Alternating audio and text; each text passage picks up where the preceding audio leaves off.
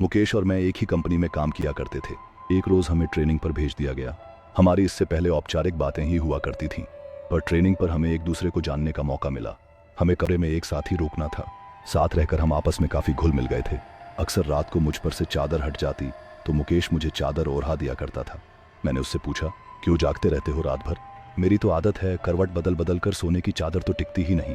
मुकेश ने मेरी बात का कोई जवाब नहीं दिया। अगले दिन वो कुछ शांत नजर आने लगा। रात को सोते समय मुकेश ने जो मुझे बताया वो न केवल दिलचस्प था, बल्कि कुछ ऐसा था जो मैंने ना तो कभी सुना ना ही कभी महसूस किया।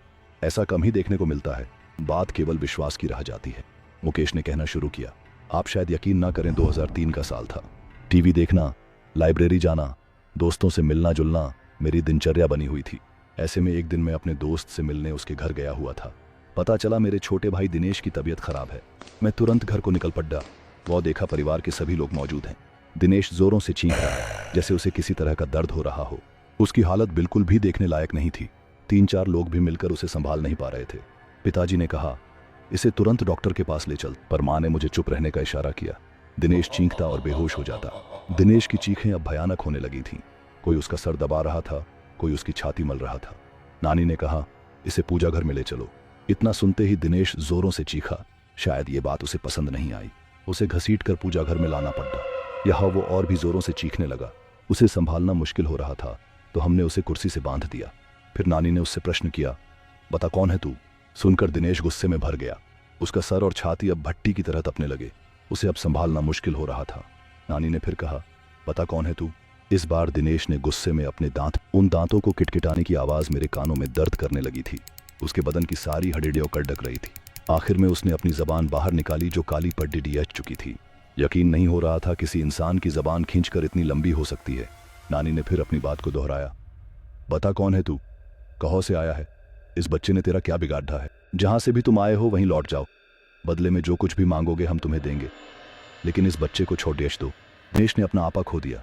वो उसी तरह कर रहा था, दांत पीसता, छींकता, चिल्लाता और बेहोश हो जाता। उस वक्त मैंने हनुमान जी को याद किया। मंदिर में दिया भी जलाया। रोते रोते भगवान से दिनेश के ठीक होने की प्रार्थना की और वापस दिनेश के पास आ गया।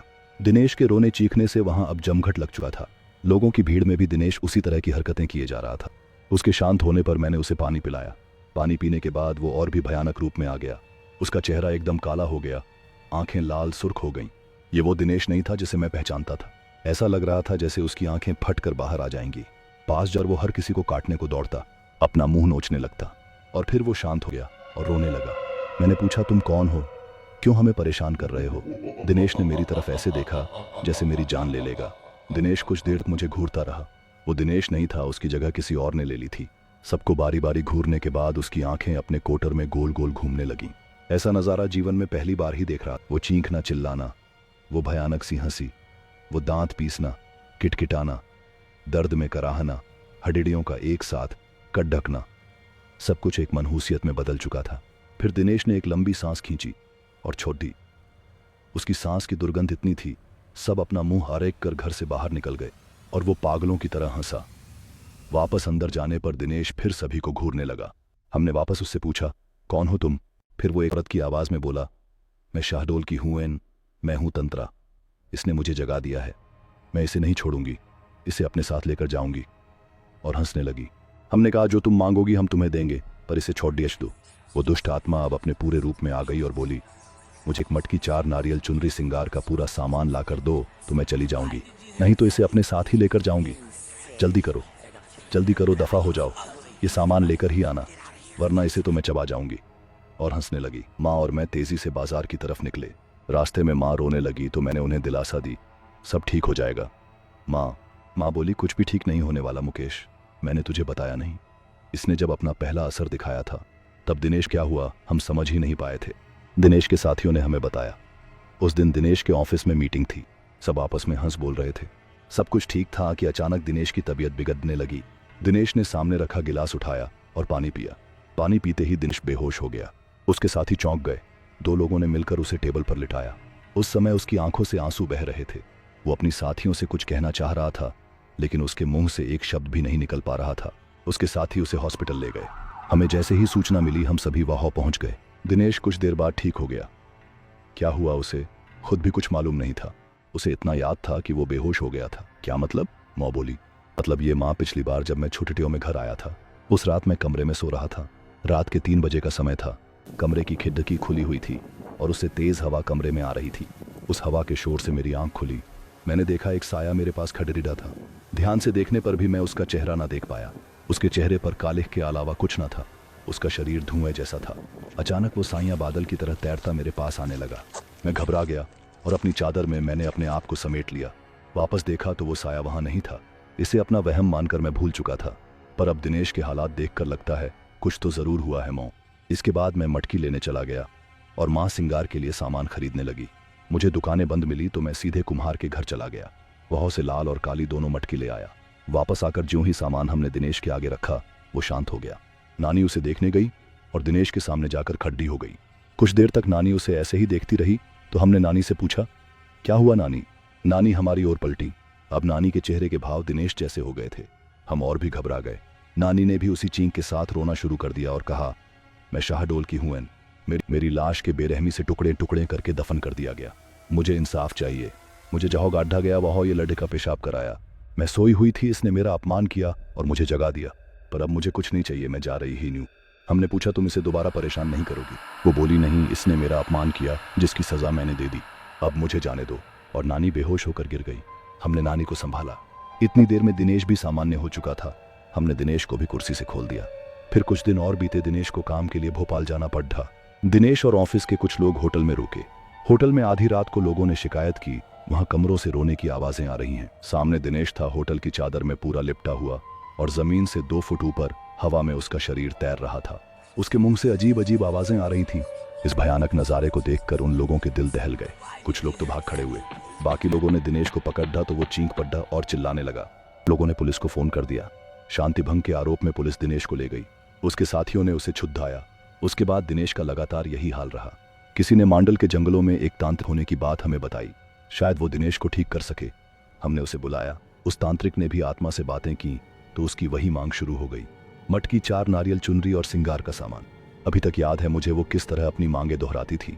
इन सब के साथ उसने शराब भी मांगी। रात के समय शराब कहीं भी नहीं मिली। मैं भागा भागा अपने मोहल्ले की उन गलियों में गया जहां से मुझे गुजरना भी गंवारा नहीं था। पर भाई की सलामती के लिए भी उन गलियों में गया जहां अक्सर लोग नशे में धुत पड़े रहते थे। वहां जाकर मैंने उन लोगों से शराब मांगी तो उन्होंने कहा, क्या आज तू भी पिएगा? आजा आजा, बैठे हो। आज तू बेटा सारे गम भूल जाएगा। मैं गम भुलाने नहीं आया हूं।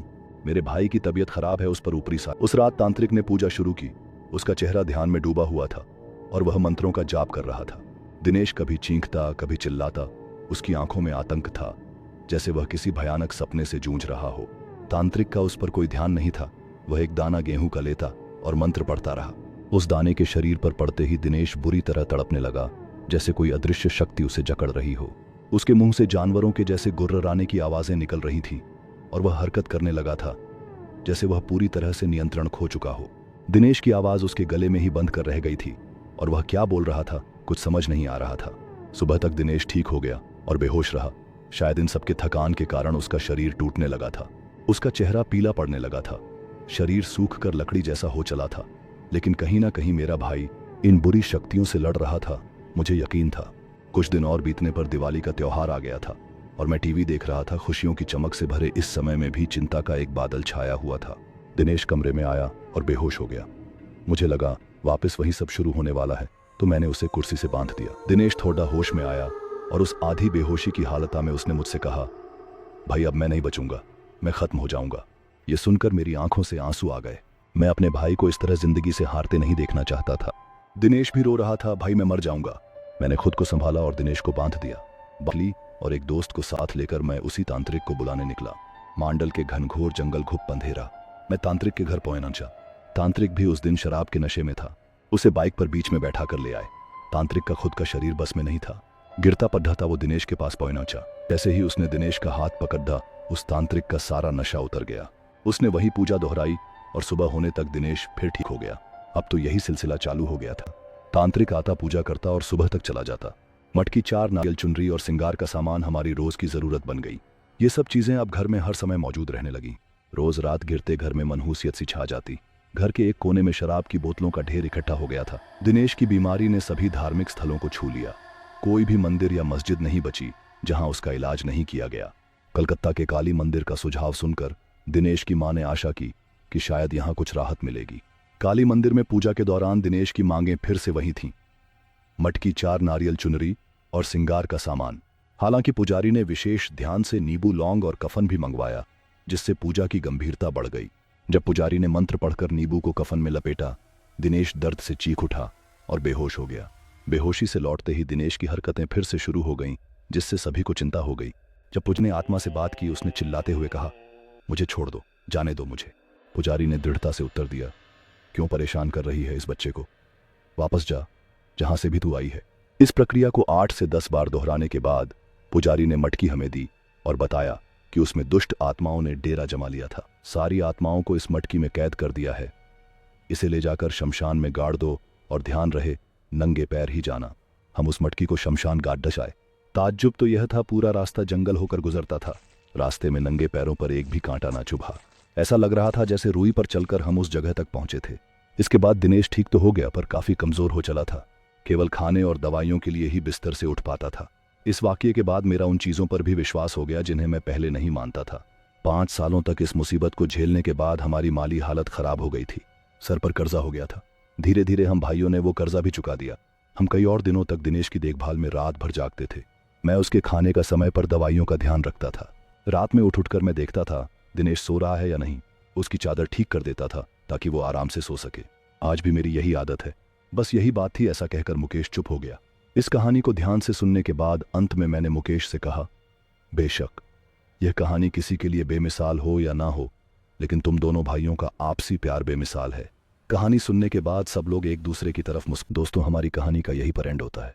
अगर आपको हमारी कहानी अच्छी लगी हो तो प्लीज़ हमारे यूट्यूब चैनल चुगली चुरन को ज़रूर से ज़रूर सब्सक्राइब करें और वीडियो को अपने दोस्तों और रिश्तेदारों में शेयर करना ना भूलें। मिलते हैं नेक्स्ट वीडियो में।